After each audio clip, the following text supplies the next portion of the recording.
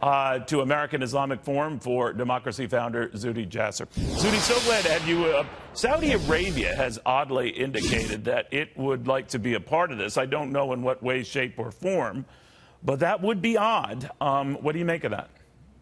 Well, I think, Neil, we have to look back at when actions like this work. It's when you have a broad-based coalition. So as much as the president may have violated his own telegraphing by putting the tweet out, I think it makes sense, and that he's pretty much telling the world, join us, because we are doing something that's going to put tyrants on notice.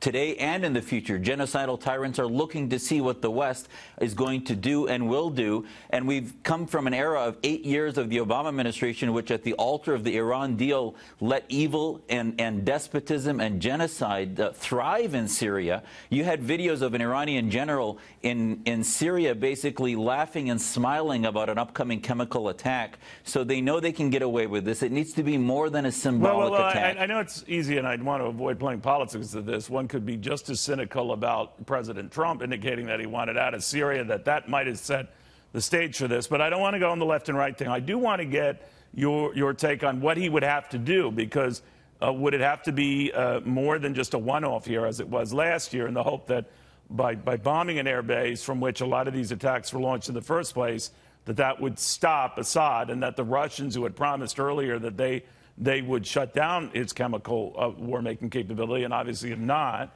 that they would be diligent in that way. In both cases, that attack wasn't enough, and the Russians didn't do enough. So this has got to be a little more substantive, right?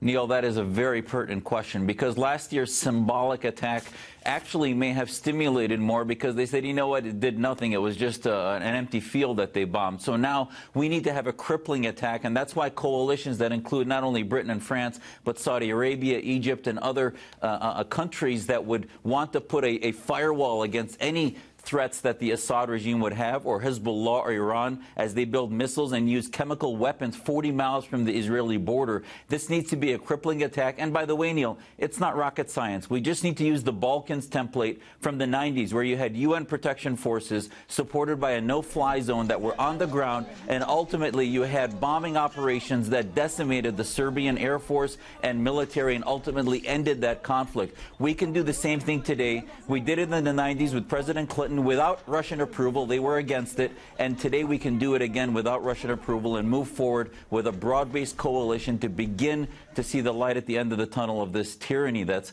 destroying Syria. Zuhdi, thank you very, very much. Always good seeing you, my friend. Thanks. Anytime. Thank you.